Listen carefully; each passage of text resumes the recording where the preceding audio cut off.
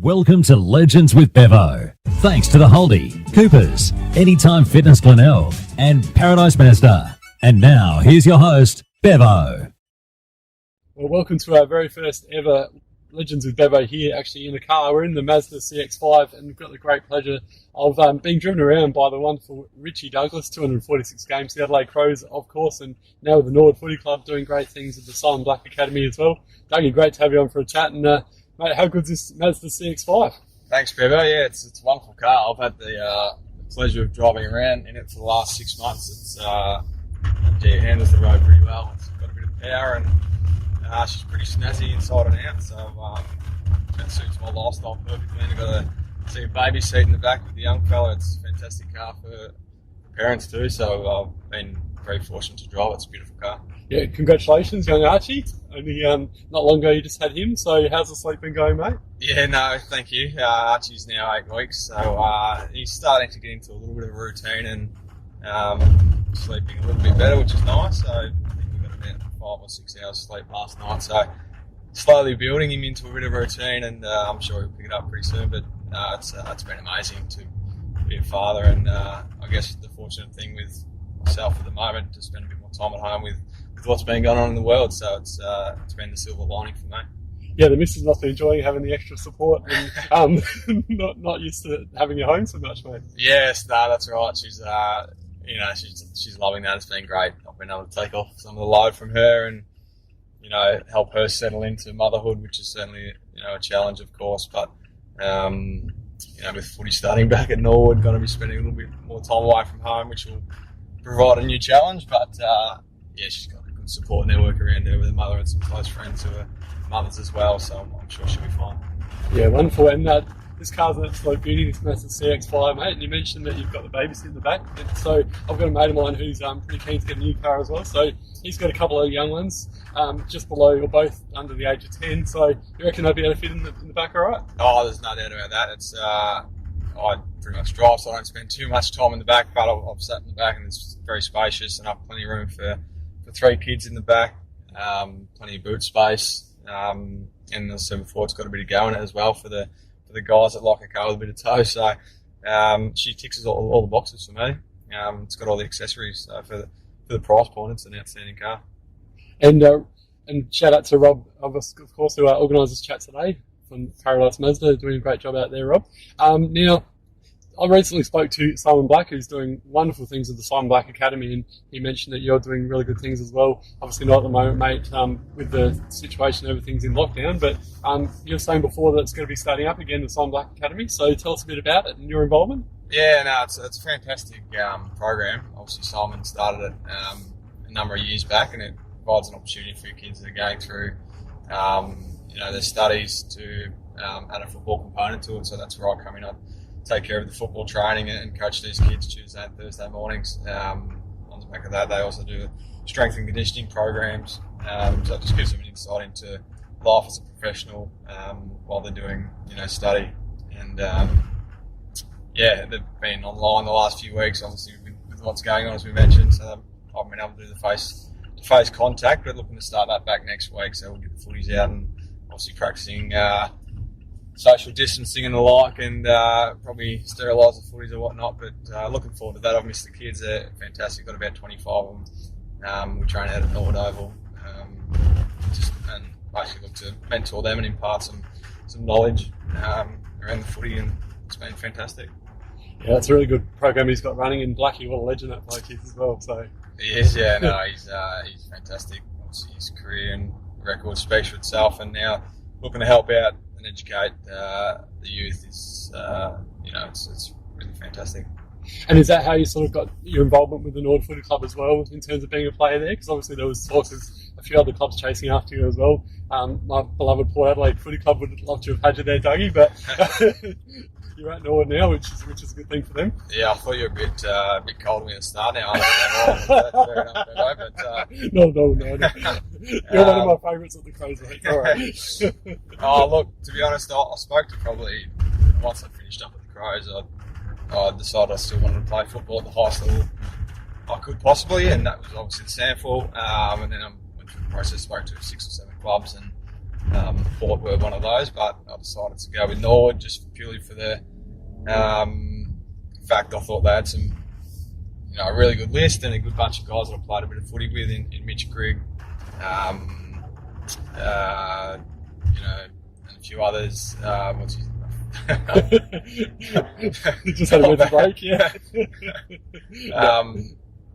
So yeah, I mean, just where they're at with their list, I thought they were pushing for a premiership, and I thought I could add some real value. I had a previous relationship with Jared Cotton, the coach, so in talking with him and understanding where they were going, I thought it was a really good fit for myself, and I'm really excited by hopefully what we can achieve this year if footy does go ahead. I think it's a really good club, and obviously new facilities getting built as well, so exciting times for the Norwood Footy Club. Yeah, well said. And I think a lot of people are talking about they really hope the Magpies can stay in the SANFL because that rivalry between Port and Norwood is just so good. And not just that, there's so many other clubs that just love to hate Port but love to play against them, and it wouldn't be the same without them, would it?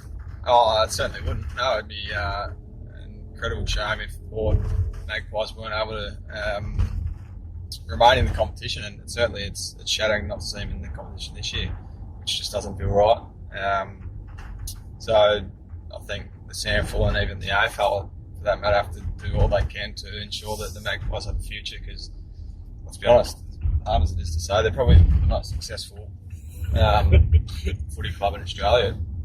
They've won 35, 36 premierships, I think, over 120, 30 years. It's incredible. So they have to survive, and have to find a way to make them survive, because without the Maggies in the competition, I just can't see how it's going to go forward. Yeah, well said. And actually, this is something I found really interesting in doing some research about you, Dougie, as well as the amazing 246 games you played for the Crows. The very first one, though, was a showdown. What a debut to actually debut in a showdown. What an experience that must have been like, Adelaide's biggest rivalry, and now becoming, Australia's, around Australia, everyone just loves the showdown. Even over there in Melbourne, they love it, and hopefully it'll be a Friday or Thursday night game in future years. Yeah, well, to be honest, I probably didn't realise how big it was when I first moved over. I was 18 and pretty wet behind the ears, and as you say, to debut in a showdown, I didn't expect too much. I knew it was a big game, but I didn't really get a sense until I was out there on the day, and I thought it was quick, but it feels like it's a final of the showdown, so it was even quicker. And unfortunately, we all lost that day, but it was a fantastic experience, and I think I was lucky enough to play in over, nearly 25 showdowns throughout my career, and some of the best ones. We had some really close finishes and some memorable moments.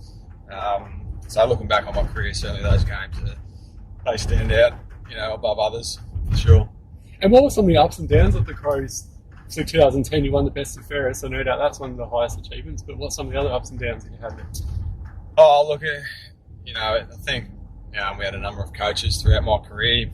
I was lucky enough to have Craigie for 5 or 6 years. We had Sando, Walshy and Don Pike. So obviously a number of ups and downs that are well documented. Obviously the passing of Phil, Dean Bailey as well was really hard on the footy club, and obviously the whole grand final experience was such a fantastic year and a memorable year, but then to stumble on the final hurdle was incredibly disappointing. And then I think post that, the way we handled it in the camp and all that sort of stuff was really disappointing. So I still felt through 2018 and 19 we had the list to be able to contend for a premiership, but we couldn't put it together. So I think certainly look at 17 as a waste, but I think 18 and 19 was a bigger waste as any, which was probably the most disappointing thing looking back at my career.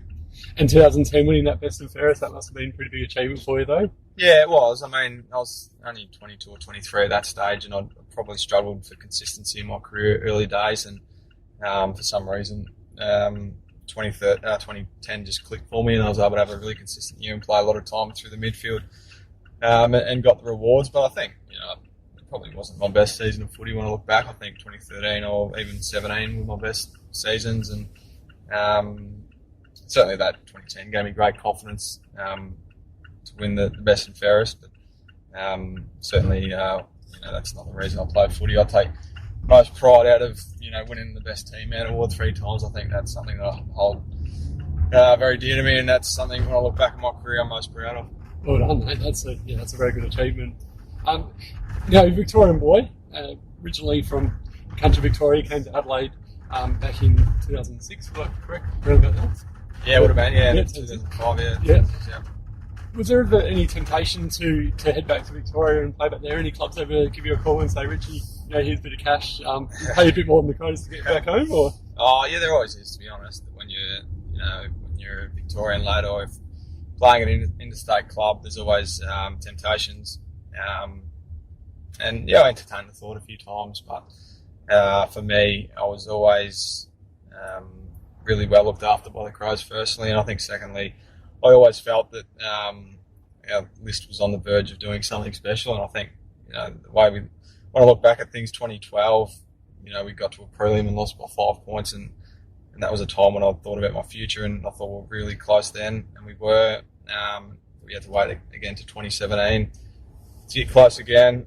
I think every time I sort of thought about heading back to Victoria, I looked at the squad and I thought we're really close to winning the flag, so I thought, let's stick it out. And I always wanted to be a one club player. That was something that really did drive me, and I wanted to look back at my career, and so I did that. I like to feel I'm a pretty loyal sort of guy, and I really enjoyed the leadership side of things at the footy club, which I like to think I had played a part in shaping the culture of the footy club. So that was the reason why I pretty much stayed at the Crows. And some of your funny teammates, I've heard that Tex Walker's a bit of a larrikin. Who are some of the other funny boys out the club, and why?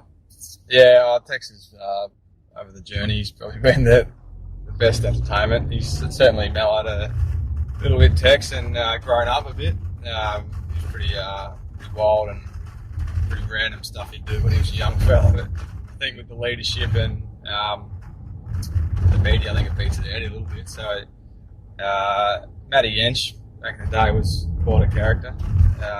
He was good fun. But as a young fellow at the footy club now, you'll hear a lot more about in the years to come. Ned McHenry, he's a very funny man and a very strange man. But if you get to know him and you get the pleasure of interviewing him, nothing's off limits, and the conversation will go to places that you never thought it could go to. So he's one you should get on the show. I think you'd enjoy that chat. But yeah, Ned McHenry's he's going to be a great young player, and he's a funny young man.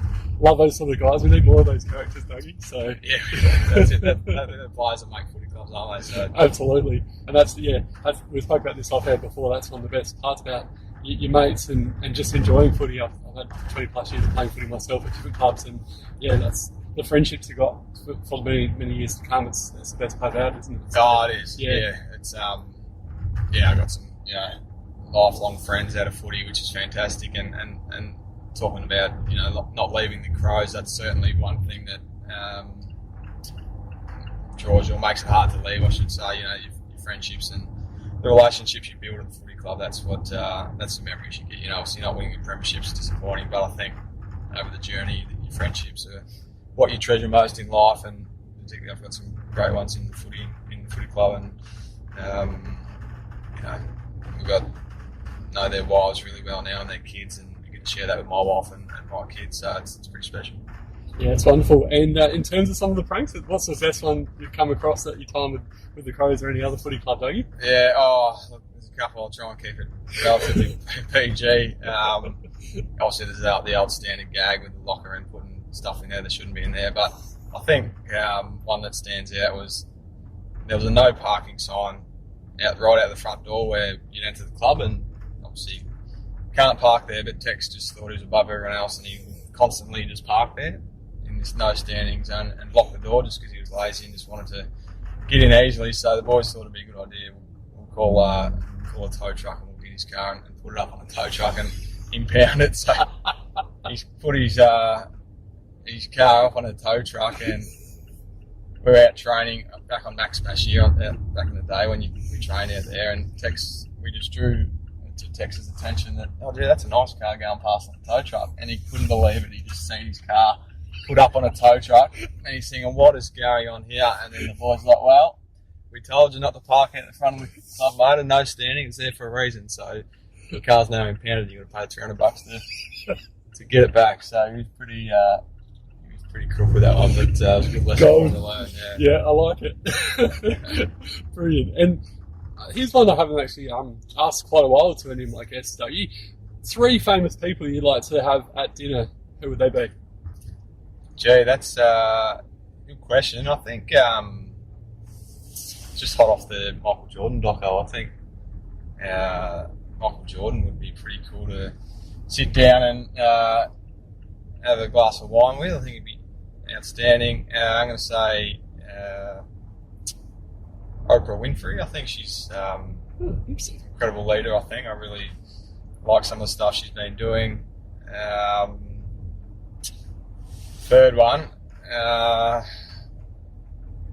probably just Shane Warne for his stories. I think his off-field antics. I'm a big fan of cricket. I think he'd be able to share a few good stories, which would be quite entertaining over a glass of red, and probably get him a couple of cigarettes to wash it down. And also in terms of growing up as a lad, who was that sort of footy player that you idolised looking up to? I mean, one was like Gary Ablett Senior. What about yourself? Yeah, I think every Victorian loved Gary. Regardless of whether you barracked from Geelong or not. But I was a Melbourne supporter growing up. I loved Gary Lyon. I loved Alan Jakovich. I loved David Neitz, Jeff Farmer, David Schwartz. So those sort of players. Lucky enough, Dad used to take me and my brother and my sister to the G, half a dozen times a year. And I just remember, walking up and you'd get up and you'd see the ground for the first time and you could smell the grass. It was just magic. And I think ever since those moments, I was probably only 3 or 4, I just wanted to play footy, and it was probably just from going to the MCG and smelling that grass and watching the D's run around. It was a magical moment. So that ignited my passion for footy, I think. And not too often they won a game of footy, but somehow every time we went, they seemed to win. So I think Dad used to just pick the games where he knew he could. So we used to often go watch Melbourne play Fitzroy or Brisbane Bears or teams like that back in the day. So thanks to Dad, we got to see him win a little bit with that. He probably ended up winning 8 or 10 games a year, so he done quite well there. And you get to sing the same song now as well when you win the game with Norwood, so that's a pretty good thing. Yeah, no, absolutely. I think Dad was pretty pumped actually when I told him I'd sign with the Redlegs. Obviously, as I said, he's a Melbourne fan and probably still is now today, even though I was at Adelaide for 14 years. But I think he'll enjoy it. He always wanted to see me run around the red and the blue, so now he'll get his chance. Well, Richie Douglas, it's been an absolute pleasure having you on Legends with Bevo in this beautiful Mazda CX5. Thanks for taking us around for a bit of a drive, mate. Thanks to Paradise Mazda as well, and all the best. Hopefully you get to play a few games in Norwood this year, and footy can be back sooner rather than later, mate. Thanks, Bevo. Love the chat, mate, and it's been a pleasure to take you around in this beautiful chariot. It's been great. Thanks, mate. Thank you, mate. Can't shake hands. Well, everyone said. Good stuff. Legends with Bevo. Thanks to the Holdie, Coopers, Anytime Fitness Glenelg, and Paradise Mazda.